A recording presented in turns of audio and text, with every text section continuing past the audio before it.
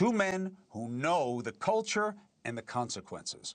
Host of Naughty But Nice, iHeart, you can watch it every day, Mr. Rob Shuter, who also worked for the British royal family, and Mr. Andrew Eborn, who is a British broadcaster and international attorney.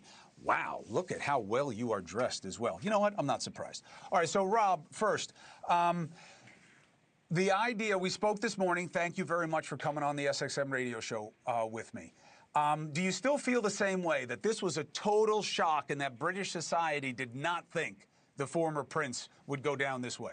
Total shock. I've spoken to my friends in Britain, people I work with in Britain all day. They did not see this coming. The thought of having one of Queen Elizabeth's sons, her favourite son, arrested is just something that I don't think anybody in Britain could get their head around. Even seeing these pictures of him being released is something that has really stunned many, many people in Britain. We know that the king did not know in advance. I'm also told too by my insiders that Andrew did not see this coming. He has a big sense of self, he has a huge ego, and he just never saw this day. Andrew, do you believe these charges have teeth, or is it not being about the women an indication that it won't really last?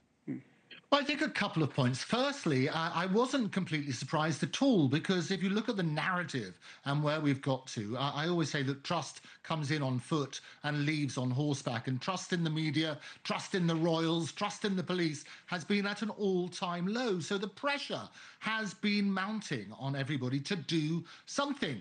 What's really interesting is that the king himself emphasize the fact that nobody is above the law, and it needs to go through the process. And that's the key. We have extremely strict rules here in the UK and potential contempt of court about reporting.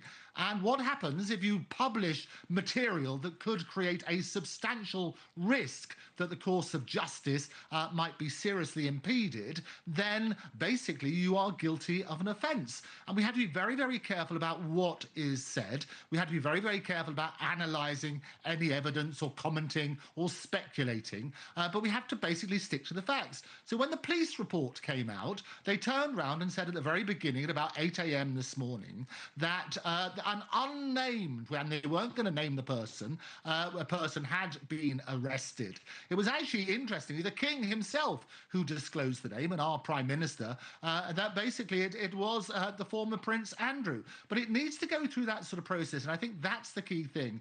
The other thing that's happened in the media is people are talking about lots of the sex victims and so on and so forth, which are indeed appalling, and they are rightly calling for justice at the appropriate moment. But this arrest was nothing to do with that.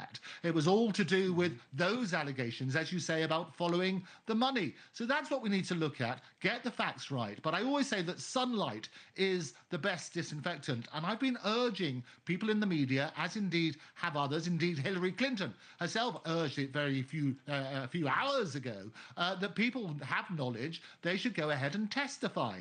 And Prince Andrew, the former Prince Andrew, certainly knew Epstein. We've seen evidence of that.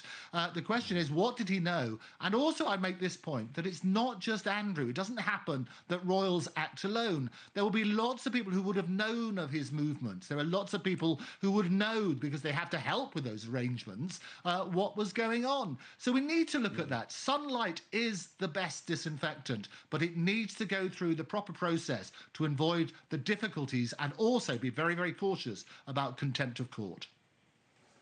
Rob, let me put one foot in two different countries.